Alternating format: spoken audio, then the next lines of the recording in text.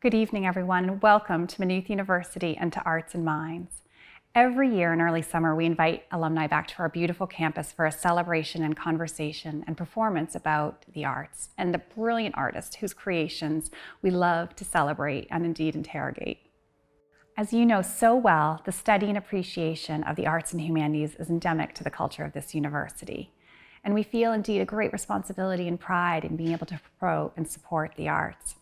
That's why we're so pleased, despite being unable to still gather in person, that you're able to be with us tonight.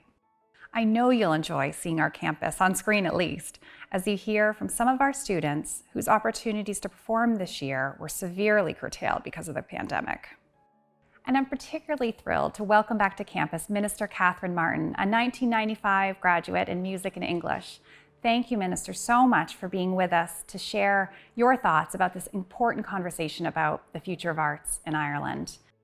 We here at Maynooth University are thinking carefully about the future of arts within our curriculum and on our campus and how that can fit into the national landscape. So thank you very, very much for being here. I'd also like to thank some of our special guests who are here to contribute to that conversation: Sharon Carty, Dr. Anne O'Brien, and Lucina Russell. And with that, I hope everyone will now sit back and enjoy a lovely Maynooth summer evening wherever you are in the world. Welcome, everyone, to Arts and Minds. Good evening, everyone. You've just been watching Sharon Carty, accompanied by Finian Collins, performing A Soft Day by Charles Villiers Stanford. That was recorded in the Isle of Maxima earlier this year. Sharon's our current Maynooth Campus Associate Artist, co-funded by Kildare County Council, and we'll be hearing more from Sharon in our conversation this evening.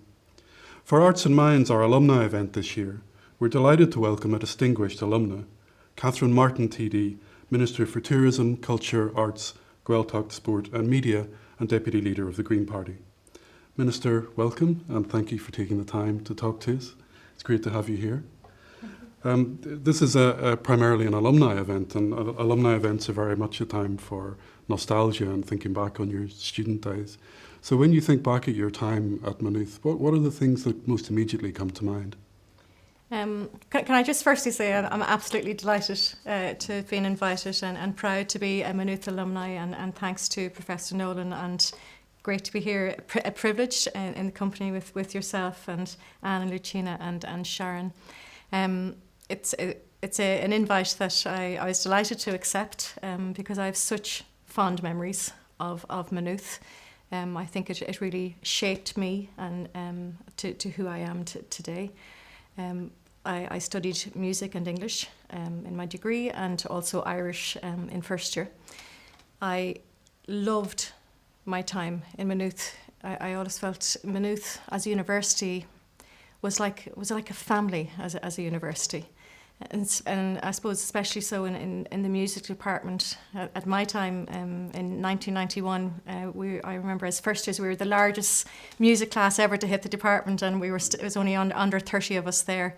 But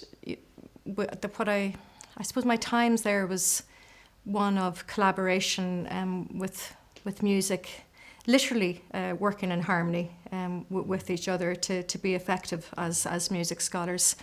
And English, of course, learn some great skills, specifically in tutorials as well, of debating opinions, listening, all the skills that really have come to benefit me now. And you never really know when you'll tap into those. But I just had a really gorgeous time in Maynooth, and have solid friendships with those from across other departments in the arts and the science who I met there, with my former Professor Gerard Gillen. He was the reason I went to Maynooth at the time, because of the reputation he had, and he just took over lead of the department, and even with some of the other lecturers I'm still friendly with. Were you a performer of music when you went there? Yes, I guess I played piano from I was 3, but I loved to sing as well, and did some singing from I was about 13. But it was really in Maynooth that tapped into my love of performance. And I remember one of my friends, another famous alumni actually, Alicia Kelly, who's a world-renowned harper, who was in Maynooth with me in first year. encouraged me to take an audition in the Gun, the beautiful Gun chapel in Maynooth for a solo in the carol service. The annual Christmas carol service, which was quite prestigious, and it still is that annual occasion in Maynooth. And she encouraged me to go in, and Professor Gillen chose me as the soloist, and I led off that carol service with Once in Royal David City, and that kind of had a real impact on me and confidence, and changed my mind into really concentrating on performance in Maynooth. So yeah, and from there I auditioned for the chamber choir, which is really just establishing at that time in the 90s, and that gave me more confidence as a performer too. And I competed in, again at the time it was quite renowned, the Maynooth Song Contest, and I had known of this as a teenager, and so I actually would have attended Maynooth Song Contest as a 15, 16, 17-year-old. I would have travelled up to Maynooth to go to them, and it was an ambition of mine to get to the final, but I actually composed and won the final in Maynooth Song Contest in my time there, and that was, I suppose that tapped into the composition skills I was learning in the music department as well, and again the teamwork, because I practically had the whole class on stage, from singers to musicians from my class. So some very lovely moments there, and I was there for the bicentenary as well, and there was a special song contest bringing back all the winners for the bicentenary, and of course again Professor Gillen chose me to sing a solo for the bicentenary carol service, so that was quite wonderful. And then with another famous alumni, Emer Quinn, who sang solo that night as well. So yeah, for small classes at the time, there were some famous musicians there. You're even more distinguished as an alumna than I realised. I didn't know about all those prizes and songs. That's maybe a good point to bring in Anne O'Brien, who's our head of media studies. And just thinking about that experience that you had in a relatively small group of students. The challenge for us, I think, as an institution at the moment is expanding and trying to service a larger group of students, and yet trying to keep that feeling of intimacy and nurturing of our students. So, Anne, maybe you'd like to come in and comment on the current experience for our students in Maynooth. Sure. There's a lot of what Mr. Martin has said that really resonates in terms of the student experience still. We're still doing a lot of work with them around critical thinking on media, and particularly, audiences, representation, and media industries. And equally, as you mentioned, they do a lot of collaborative work. And I think it's those kind of so-called soft skills that are actually really, really important, that really stand to them after their degrees. So we do a lot of teamwork and group work, and they learn those communication skills and engagement skills with people. And we really want to keep a strong emphasis on that. I think what our students would say about Maynooth would very much tally with your impressions of it still, Minister Martin. They still see it as a very friendly place. And I think the staff put an awful lot of emphasis on being accessible to the students and being available to them. And I'm really struck by your relationship with Professor Gillen and how formative that can be and transformative for students. And I'd like to think that we still have some of that as well, where in terms of extracurricular work, we can kind of spot a student who has potential, has talent. One of our graduates just recently, Clean O'Leary from Ortiz Department of Sport, comes to the college quite frequently to talk to students about gender equality in media. So we're kind of mindful of having a strong emphasis on equality, on diversity, on inclusion in media, which I suppose really tallies with your ministerial brief as well.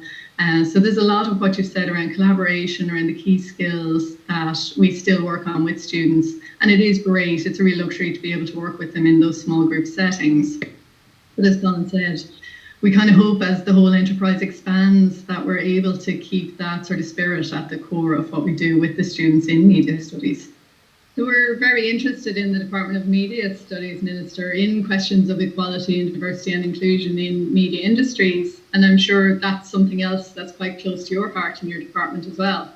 Yes, Anne, and I applaud you for the work that you're doing in equality and diversity. And it would come as no surprise, as someone who set up the Women's Caucus in Leinster House in the last Dáil term, it is something that is of huge importance to me right across all the sectors under my remit, from women in media, women in sport, more women in arts and airtime for them. Of course, supporting women in the Gaeltacht freisin, tá sin anhaft go frad. So I applaud you for what you're doing, and it is something of huge importance. A lot has been achieved, but there's a significant body of work to be done to be truly inclusive and to reach the quality that is needed. Okay, thank you, Anne. Our campus is alive with the creative energies of our students, and we'd like to give you a taster of that throughout the evening. So to begin with, 2 performances. The first is a poem by Sophie Lauren Clark, an MA student in the Department of English. Sophie's poem is inspired by the landscape around Croghan Hill in County Offaly. And then after Sophie, you'll hear a selection of reels from some of our students of Irish traditional music. Emmett and Darren are MA students in music, and Cathal is a second-year BA student.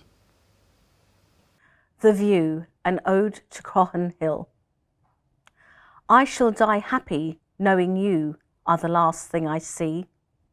Across the 500-year wall full of our story, a history of our family's bottoms imprinted on it. The road, once dirt, is tarmacadumed and filled with potholes. Still, I can hear Mr. Flynn's creaky wooden cart and Alfred's steady clip-clop, waiting for the sun to drop. Behind him, the boggy land swells and falls like the coast Dweller's sea, houses scattered like ships in the distance. The low sky, grey, blue, no. Teal and steely blue, interrupted with long soft pillows, trimmed with silver ribbons of pending rain. It is 4 o'clock, for Mr. Flanagan goes by, the rhythmic song of his barrow wheels sharpen as he descends and nears, its cacophony of shrill squeaks and duffs of the flattening, exhausted tyre peters out into the distance as he disappears over the green patchwork hills. The white sun dims as he heads west, its day's work nearly over. A Polaroid blanket of pink, purple and golden amber develops into a dark ruby ink and velvet jet. The endless walls, cropped land and shadows become a handmade quilt of darkness. They think I cry for the embrace of a love I never had or felt. But they never knew how I love you. This view, my view.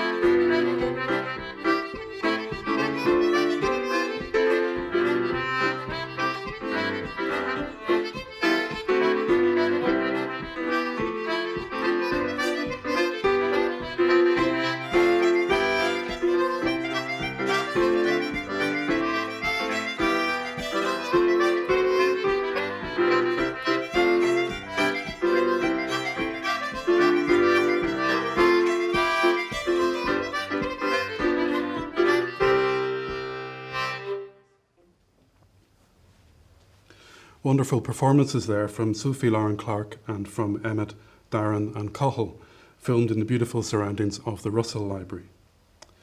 So Minister, then, once you left Maynooth, could you tell us a little bit about your career after your student days? You went on to become a teacher.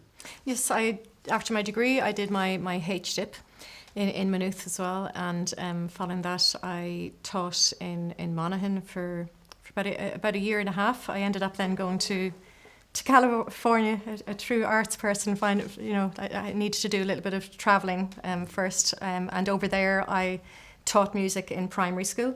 I worked in a restaurant and I taught piano, and I did a little bit of singing as well. And then I returned home and taught in Bray for 2 years, and then I think at that stage I questioned, was teaching for me or not? And then I saw a permanent job being advertised in St. Tiernan's Community School in Dundrum, and I applied for that. I absolutely fell in love with teaching.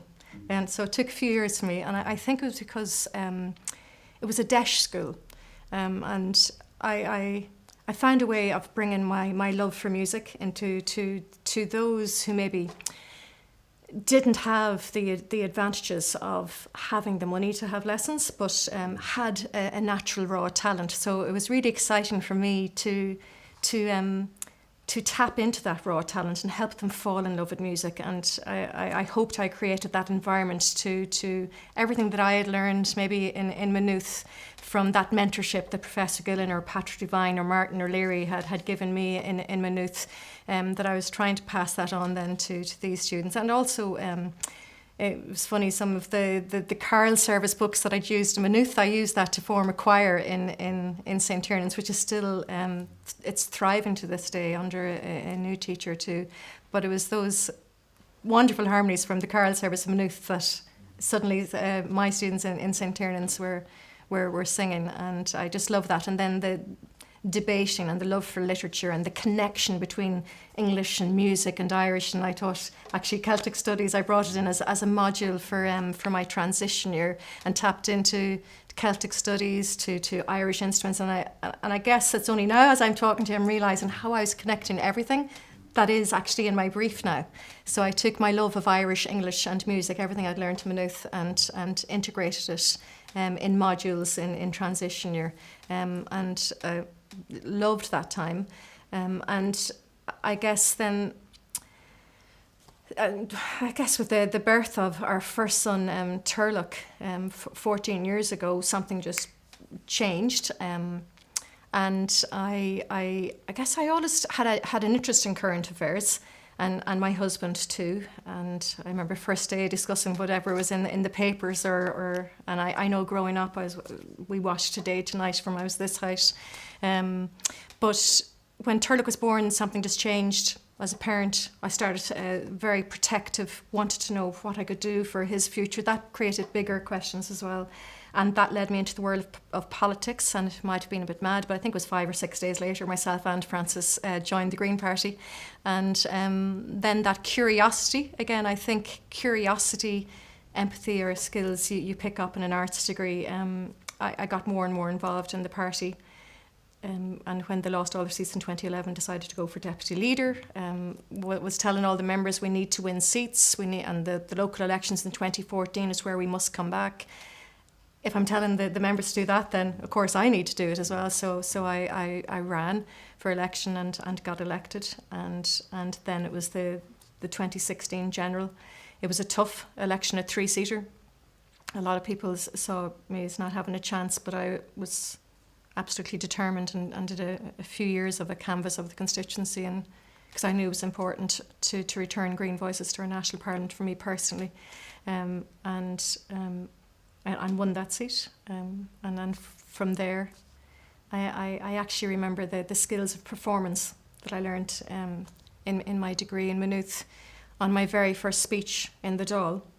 And actually the skills from English, I would say as well, and from Irish again, in writing that first speech. And that first speech I delivered in the Dáil was a time where it seemed unending this formation of government in 2016. And I was very frustrated as a first-time TD that I wasn't being able to roll up my sleeves and get to work. There was constant votes every time we met for Taoiseach, but nothing was happening. So I sat down and wrote quite a passionate speech and had Irish in it as well. The skills I learned and how to communicate, I think, through my English degree. But I remember someone saying to me, "Are you nervous? You're about to give your first speech in Dáil Éireann." And I said, actually, no. Because once I know the content is good and I'm happy with the content, I believe my performance skill will kick in, and I'm used to performing. And it's since that, I don't think you realise the skills you're picking up in an arts degree, and that was like 20 years later.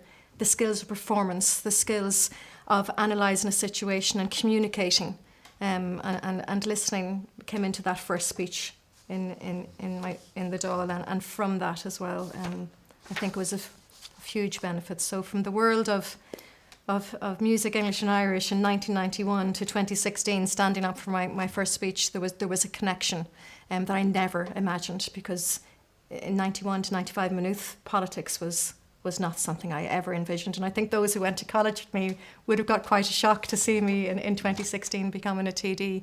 But all the skills I learned, I'm still tapping into.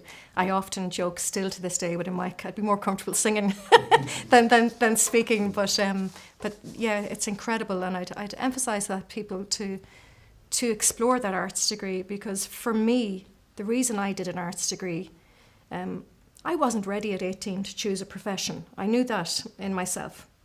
I wasn't going to say, this is the career I want to be. As an 18-year-old, I just felt I wasn't ready to make that decision. So I chose what I love.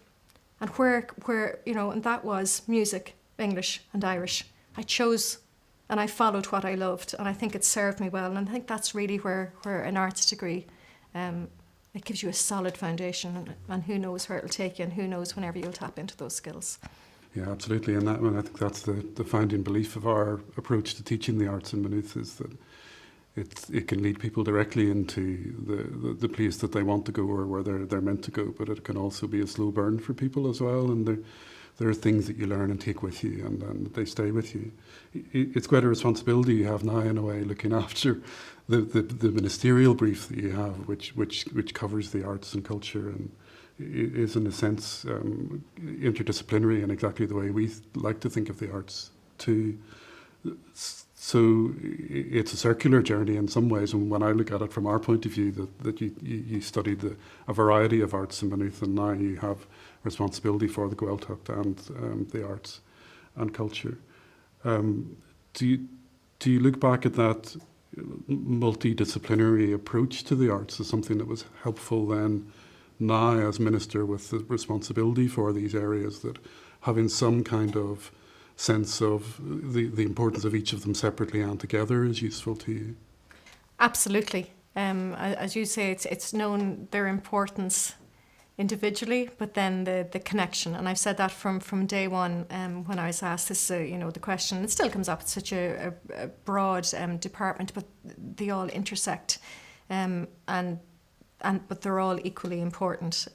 So yes, I definitely would see that. And I think, especially for the first year of my ministry, with COVID having a hold and a grip on all these areas, I think what I learned, I think in some ways you learn an empathy in the collaboration and thinking in a degree like music and English and Irish, and that has really helped inform me in the job of work I've had to do, and of course an understanding of it, and very much in the arts and culture, because I come from that background. No way anywhere near where Sharon's,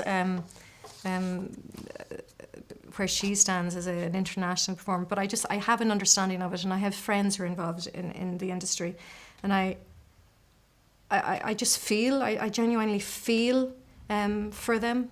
And that has informed me a lot. And maybe it's just that knowledge of the arts through studying English and music. And I think as a nation, we really have to stop talking about the value of the arts. And if anything's to come from this, it's to move forward and really really value them, and do and implement policy that does value them. So that was a wonderful moment when you described standing up to do your first speech in the Dáil, and the idea that it's a performance, and it's maybe a good time to turn to Sharon Carty, who's here with us, and who we saw performing wonderfully at the beginning of the programme. Sharon's an immensely talented and successful musician. And Sharon, I wonder whether that sense of yourself as a performer is that you're an educator as well, Sharon, and is that something that that can be taught to people, how to perform, and then a skill that they can take away with them, or is it something that you teach the students who you approach with in your work? I think there's two types of people. I think there are natural born performers who love being in the spotlight, but I also think there's a different type of performer who, for whom maybe being on stage is not about being in the spotlight, but more about sharing an art experience with colleagues. I think both you find both those types of people in opera productions and in concerts. It's funny that you ask about conducting talk. I had a lovely interaction with a young musician I was teaching last week, and had the feedback from her that she was nervous about doing a debate in her class, and that she remembered some of the skills that we've been talking about in the singing lesson in our little group, and that has made her less nervous. So to bring in teaching, because I know that's something that we've been talking about as we've been listening as well. So there are skills that absolutely can be taught. And my initial training is actually as a teacher as well, and it's really interesting to speak to you today because both my kind of areas of previous study and my passions are both under your remit. I initially trained in UL as a media and industry, and like yourself, taught music and English and PE for 7 years before having that kind of soul-searching conversation as well with myself and realising maybe it's not quite for me. And to come back to it, like we've been speaking about how you can kind of draw knowledge and skills and competencies from different areas of one's life and one's study and kind of serious education. When I made the leap from being a PE teacher to being an opera singer, most people went, "What? They're completely disparate. There's no overlap whatsoever." But actually, when you sit down and look at it, like looking back, there's so many parallels between things. You know, as a sports person, you have to learn skills on your own. You have to train on your own to take responsibility for your own learning. But then at the same time, the same as a musician does, you have to go and train as a team or rehearse as a choir or with an orchestra. And then there's also performing under pressure, whether it's on a sports field in front of fans in a cup final, or whether it's a big concert. And with both of the areas, both music and sport, I really see now in the various kind of work things that I have now, that all of those skills have been absolutely invaluable. And I think there are also skills, come back to the soft skills that Anne mentioned, they're invaluable regardless of whether you go on to be, an international level performer in any discipline. And I suppose I'd love, Minister, if you're okay to ask you if there were any other skills that you spoke about how skill of performing was something that benefited you in your current work. Are there any other skills that you would have been taught or learned in your music education as Maynooth that also benefits you now in your current work life? I think the collaboration with others and I guess analysing music, composing music, I think was just the teamwork, and that music class we were at that time a small class of 28, and it was just working together, listening, learning from each other, and I think that just brings forward and resonates with everything I do now.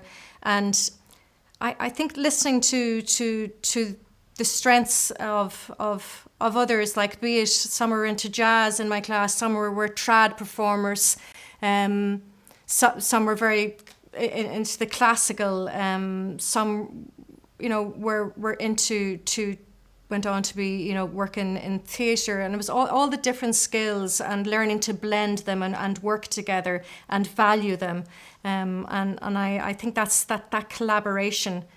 It works really anywhere from a staff room bringing all the skills together to the women's caucus that I set up and tapping into everyone's skills and that teamwork. I think you learn that in music, but I think also in my English degree in Maynooth as well. Again, I go back to tutorials and having to critically analyse a text, and in tutorials the to and fro, and listening to your friends in that tutorial having a different opinion, expressing it, debating your thoughts, and that listening. And listening is key in what I do now as well, listening and engaging with all those who I represent in order to inform policy. So yeah, I think all that is there, and curiosity into all the different forms of music, curiosity into the history of music, curiosity into what was happening at that time. Composition was only really starting in the music department then, and the curiosity all around that with Martin O'Leary was just coming into the department then, and I think that curiosity is probably where I am, the reason why I am here. As I said, when I went into the Green Party, I was a curious individual, and that led to the teamwork and the executive, and then stepping forward for election in the party and then in Dublin Rathdown. So I think all those skills came from what I learned in Maynooth. Sharon, one of the things I'm always interested in when I see your performances is the interplay between you and the pianist usually, and that very intense form of collaboration, which is teamwork in its most condensed form in a way. And I wondered, is that something that we can learn from as educators, that relationship, the to and fro? How does it work for you?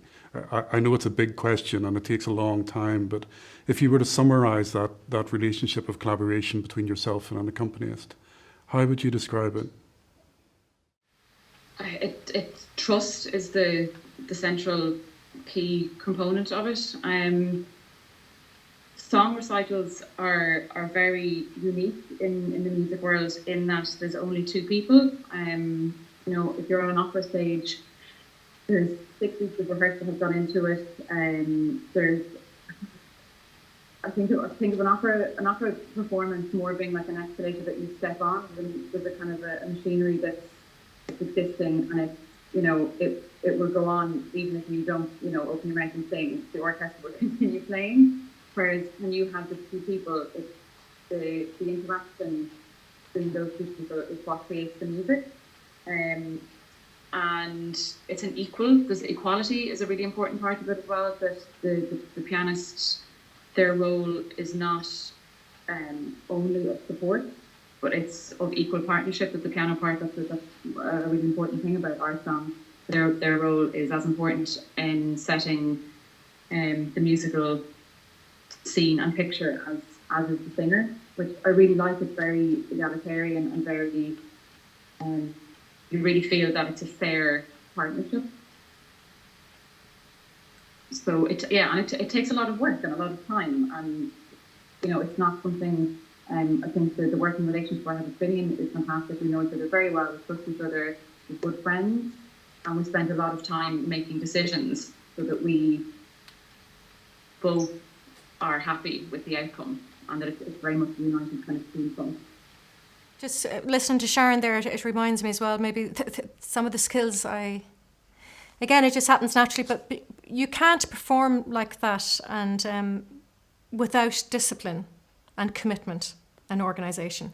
Sharon just doesn't rock onto stage for a recital. There's an awful lot of self-discipline, commitment in organisations and that. And I remember that we started off the chamber choir in the 90s in Maynooth, and Paul Brady was our first conductor, and he's quite an established opera singer in Germany now. But the discipline that was there, and I remember Paul saying to us as singers, this is it. This is your instrument. If you are a pianist, you look after the piano. If you're a harper, you look after the harp. You must look after yourself. And we will not make that performance, we were trying to work into a performance in the concert hall, we will not get there unless all of us work together, all of us are committed, and we have the discipline to turn up to every, and it was a lot of hard work at the time, on extra work.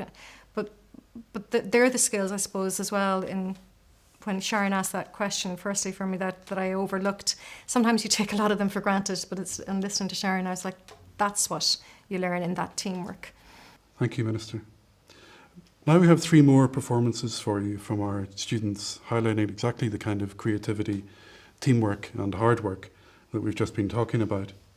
We begin with the Music Theatre Ensemble. Filmed in Callan Hall, the second-year art students formed a vocal quintet for their ensemble performance module. You'll hear Dylan, Maisie, Sarah, Kate and Connor with their wonderful a cappella version of Gold from the musical Once. Following that is Bright Lights, a short film by a 2019 BA Media Studies graduate, Maeve Hickey. A final year undergraduate project, it was filmed in Dublin and Maynooth, and the crew were all Media Studies students. Maeve will tell you a little bit more about Bright Lights and this chosen excerpt. And then following Bright Lights, Alison Walker reads an extract from her essay that was her BA creative writing project and which was published in The Stinging Fly last summer. And I love her so, I wouldn't trade her for gold.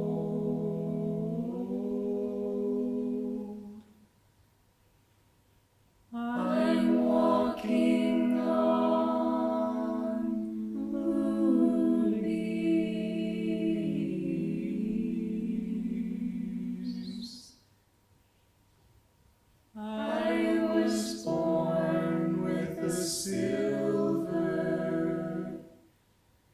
spoon,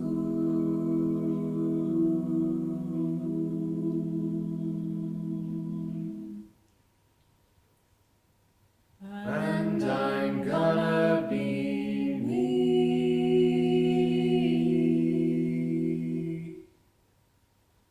I'm gonna be free.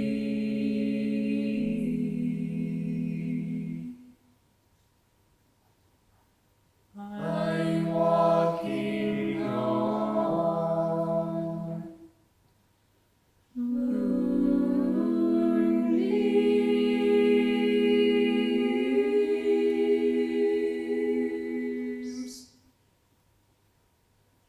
and staring out to sea.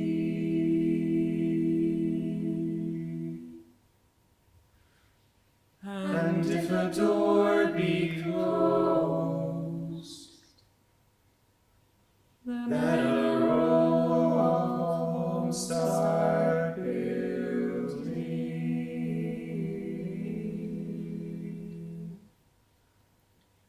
and tear your curtains down, for sunlight is like gold.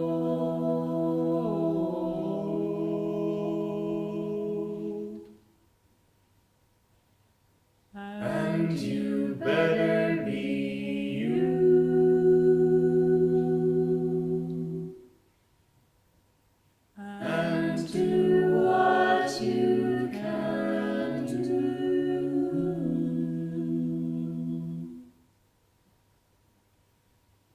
When you're walking on moonbeams.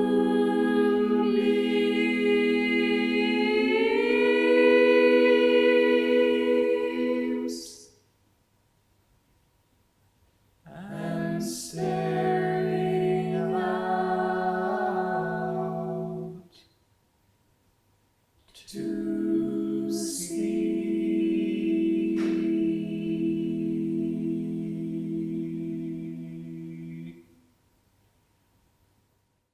Hello, my name is Maeve Hickey, and in 2019 I graduated from Maynooth University with my undergraduate degree in Media Studies and Sociology. In my final year, we were given the opportunity to either do a research essay or a short film for our dissertation project. I really jumped at the opportunity to do a short film, as this allowed me to apply the creative skills and tools that I had learned throughout my degree. I was the film's director, with my classmates and friends Emma Culleton as our editor and Joshua Shannon as our producer. The whole project, though, was very collaborative, with a lot of support from the team at Kairos Communications and our lecturers. What you're about to see is the first few minutes of our final film that was titled Bright Lights. This is about the relationship of a young couple played here by Carla Burke and Conor Ferguson, and I really hope you enjoy. Thanks.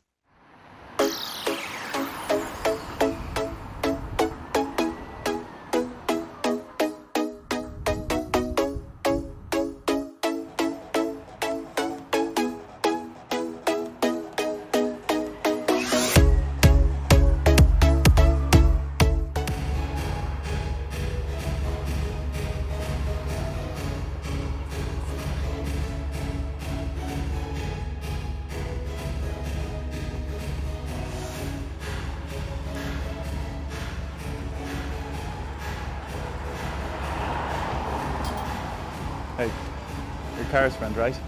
Anna. I am indeed. You're James. That's me. So you heading off? Yeah, I'm pretty tired. Can I walk you home? Promise you won't murder me? Hey, how do I know you're not the psychopath? I am a threatening figure. So, did you have a good night? Same as the rest, I suppose. Hey, come on, Halloween nights always good fun. After a while, I think they all become a bit forgettable. I always want to do something fun, but I just end up thrown on these. Want me to make this night unforgettable then? Excuse me.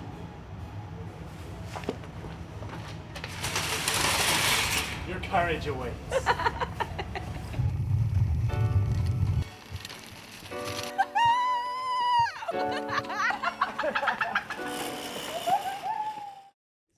I'm reading from my manuscript, Imperfect Bodies. March 2008. We are sitting in the geneticist's office in the Children's Hospital in Crumlin. We have come for test results, for answers, are strung as tight as guitar strings. Caris is sitting on Connor's lap. She is nearly 2.5 years old, but she looks like a 6-month-old. She should be walking, but she's not. She should be talking, but she's not. She sits in the halo of Connor's arms, eyes the colour of water, dark ringlets that would be the envy of any Irish dancer. Her little body bloated by steroids, just one component of the chemical elixir of life that sustains her. As the early days of Caris's life had unfolded, the discussion around her condition had fractured into multiple possibilities without resolution. Everyone had an opinion. Noonan syndrome, one doctor suggested, pointing out the long list of Caris's defects. I had turned over the leaflet he left us with, one small sheet of paper, the sum of our knowledge. Face syndrome, possibly. Turner's, said another, or maybe Costello.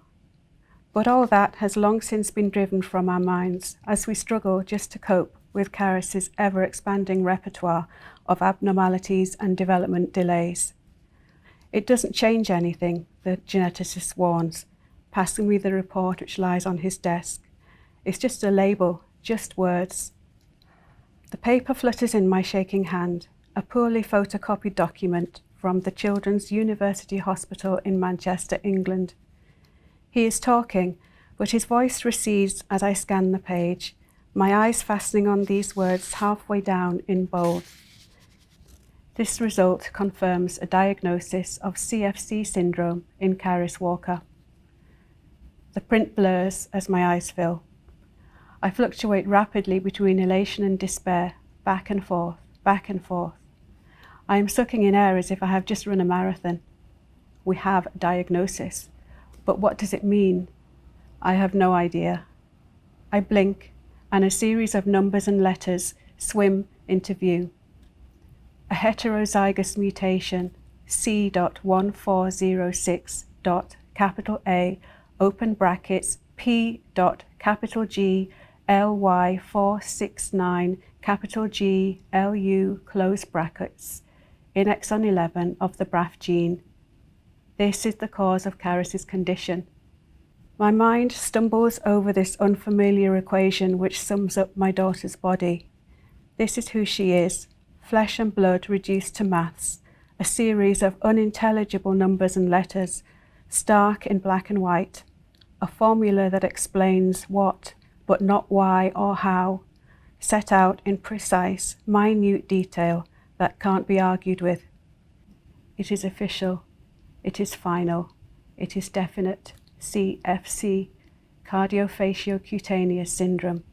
We now know, but it is all we know. Performances and creative work there from students from the departments of English, Media Studies and Music. So Minister, in this last section of our discussion with you, I wanted to ask you about your thoughts on the arts during the pandemic and the lockdowns. We know a lot of people have turned to the arts for a kind of solace there, and the value of the arts has become more apparent to many people during the lockdowns. But perhaps it's more than that as well. So what are your thoughts on the last 15 months or so and how that has affected how we think of the arts and culture? Well, I guess you don't know what you've got until it's gone. Really, with the arts and how intrinsic it is to us, to this country, and as you know, I think we didn't realise how much we loved it, how it was nearly in everything that we do, from the simple things of going to a concert with your friends to hearing a busker on the street, things we took for granted. And I also think not only that, but maybe, and rightly so, a light was shone on the people behind the scenes, the crew who make the concerts happen. And without them, you wouldn't have the performers on stage. And for the first time, unfortunately, for really tough reasons for them, because they weren't earning a living because everything was shut down. But the sound crew, the lighting crew, those who set up the stages, those who design the sets, and how essential they are to the arts as well in that performance, that end performance that you see. So, and then we look to the arts and see that adaptability and resilience amongst them as well. They found ways, and their determination and their engagement with me as minister to find ways. So you have, like, for the first time ever, the events industry, I suppose, the entertainment never had to turn to a government before, or to this department for help. But for the first time in last year's budget, you know, we announced 50 million to support the live performance support scheme, which, you know, is to help online events happen at least, so there's some sort of performance, so there is earnings, that they're able to earn a living, and that's really, really important, and that gives the work to the crew and sound engineers too. But I think if we were to, and the adaptability as well, and the work that was done in the COVID care concerts that went to the residential settings right across the country and brought music to those who'd been completely locked away from their families for so long. It was so harsh on the older generation. To the reimagined Crinan and Og, which we just celebrated at the weekend. That reimagining and adaptability and flexibility, it's typical of the arts, really. They'll find a way because it's so important. But for me, and I've said it already, Colin, now is the time to really show as a nation how important the arts and culture is to us.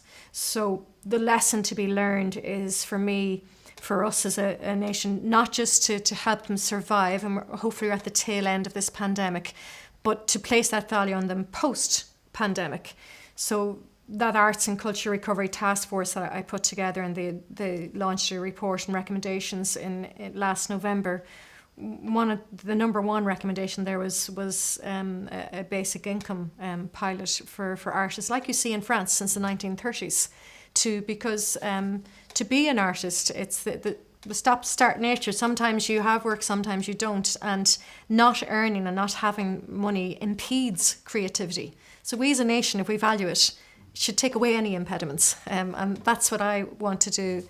And I've got agreement now with our coalition partners, and there will be a basic income guaranteed pilot, and I'm working on that. And I think that's probably the best thing that could happen for the arts right now, that I'm looking beyond and finding a way to support them to create, to do what they're doing best.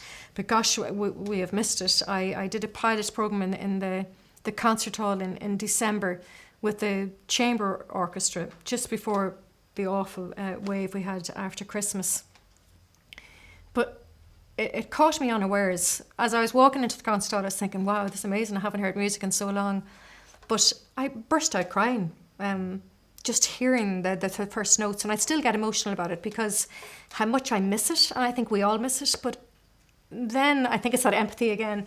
They miss it. They're being stopped from doing what they love, and they need that interaction with an audience. I think Sharon could probably elaborate on that. It's not just the performance, as she said, it's not performance for performance sake. It's that sharing of something wonderful, and you see the reaction back that you're giving something special by performing, and that has been stopped. So I'm determined to get it back as soon as possible, and that's why we're doing more and more pilots. We started one last week, and there'll be more, but we will get performance back up and running, get our wonderful artists earning and living again and doing what they do best. But as I said, my focus as well is post-COVID.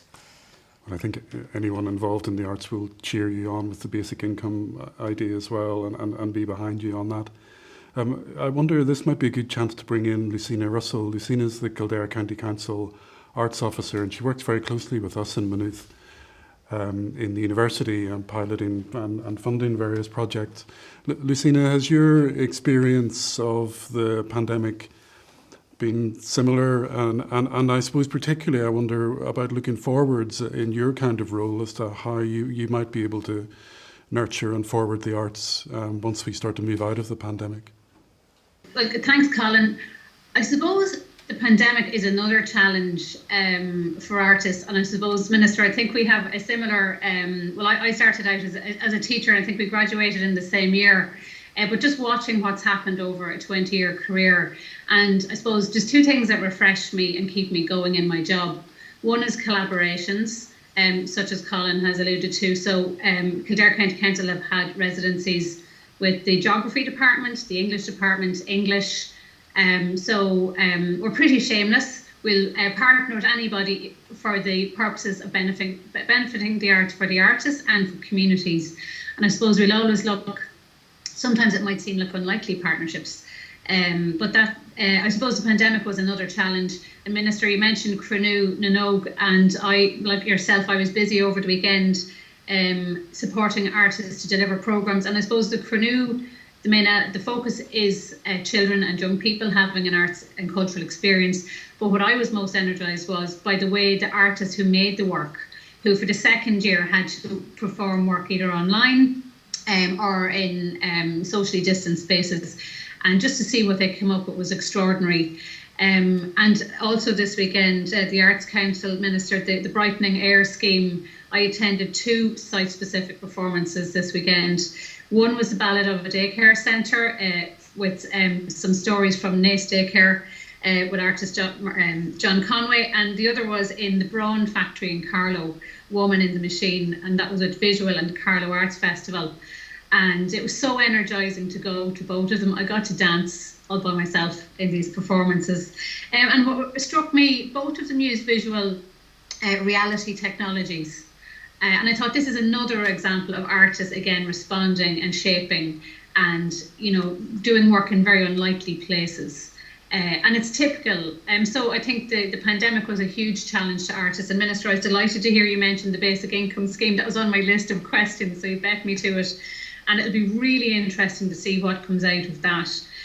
But just given with your, I suppose, your Green Party hat on as well, there's lots of areas, I suppose, I've seen artists working in, and climate change is one. I know Creative Ireland have a scheme at the moment looking for creative collaborations around climate change, and I'm really looking forward to seeing what comes out of that. Some of the most interesting work I think we've done in the past has been around art and climate change. We have academics and artists working together. And something as well that, again, has energised me is to look at alternative ways. So I might have one view, and then you work with somewhere like Maynooth University, and it's a completely different perspective. And it's good to challenge each other. I think for validation and also to push things forward. But I'm conscious, Minister, too, that I suppose I feel sometimes I have a very parish approach, and maybe it's local and parochial, as it tends to be. And I'm also very careful of minding our artists, and I think that's a really important role. Certainly locally is something that we're keen to do. Mind artists as best we can, because it seems sometimes they have to reinvent themselves again and again. They're working in mental health services, arts and health, as Sharon mentioned, arts and education, maybe, and as a performer. And not all artists want to work in socially engaged practice. Some of them just want to make their art. So I feel a big responsibility, but like I said, it's from a local level. And I'm getting the feeling from you that that's certainly reiterated at national level and from a department's point of view. Absolutely, yeah. So I think artists do feel compelled to, and Lucia, what you're saying there, it's because they have to find a way to earn money in between their gigs or their exhibitions, and that's where that basic income pilot could be revolutionary for them. And as I said, it's happening in France since the mid-1930s. So it's time for us to show a leadership role here, and I think that could be a game changer for the arts community. And in relation to climate change, absolutely. And you can see I've combined with Minister Ryan, and there's funding out to local authorities to use the arts to convey the message of the need for climate action, and that's something we're doing. And I'm looking at sustainability in the film sector as well. But that sustainability and climate action was within the 10 recommendations, of course, of the task force. Number one was the income, but there is a recommendation in relation to sustainability in the sector too. But I think they have a good champion in you, Lucia, and you have an understanding of it yourself, because you are an artist in your own right too. And they're lucky to have you in Kildare, and it's great to see the partnerships that are happening with the Department of Geography, with the Department of English, with the Department of Music. And it's more and more of that we need to see with our universities, those type of partnerships. And the same with Sharon in creative youth.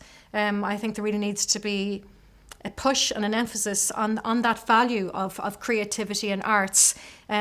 We need to be teaching our children from a very young age that creativity and the arts should be the focus and at the heart of everything they do, and it will only benefit everything else. And I'm very passionate about that, and pass it on to my own children. And in my teaching experience, that's what I hope I brought to the classroom. That's what I was determined to do, and I'm determined to do it in this ministry. As long as I'm in this role, I make the biggest difference and most positive impact I can for this sector. Thank you, Minister.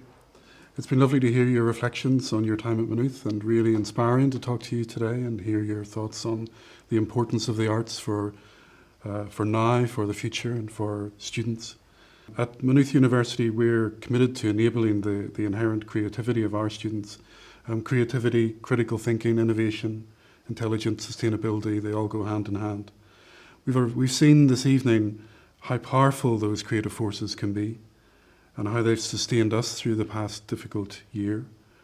We'll continue at Maynooth University to be a university which nurtures our students in the arts, because we see the exponential value that brings to them as individuals, to their future careers, to all of society. We'll be keeping our alumni up to date with future developments in the creative arts in the university. We have some exciting plans for the future, and we'll be offering our alumni a chance to be involved in those plans in the coming years. But for now, I'd like to express our profound thanks to Minister Catherine Martin for talking to us this evening. Thanks also to Anne O'Brien, Sharon Cardy and Lucina Russell for joining in the conversation. Thanks to Sharon Cardy and Finian Collins for allowing us to use that gorgeous performance we saw at the beginning of the programme. And thanks and congratulations to all our student performers as well. And finally, thanks to you, our alumni and others for watching. Please join us hopefully on campus next year for our annual alumni event. And now bringing Arts and Minds to a close is final year music student Eamon Walsh, accompanied by William Woods.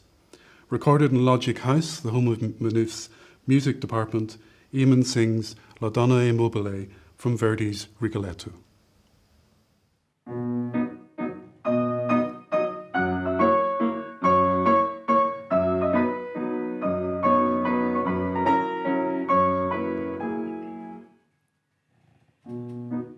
La donna è mobile, qual piuma al vento, muta d'argento e di pensiero, sempre un'amabile, leggiadro e viso, in pianto e in riso, e menzognero.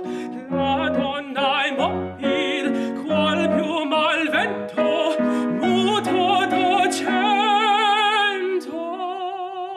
e di pensiero, e di pensiero,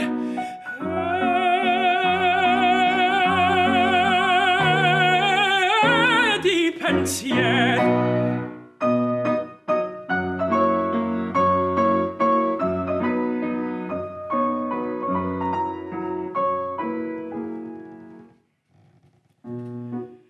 E sempre misero chi a lei s'affida, chi le confida, mal cauto il cuore, pur mai non sentesi felici a pieno, chi su quel seno non liba amore.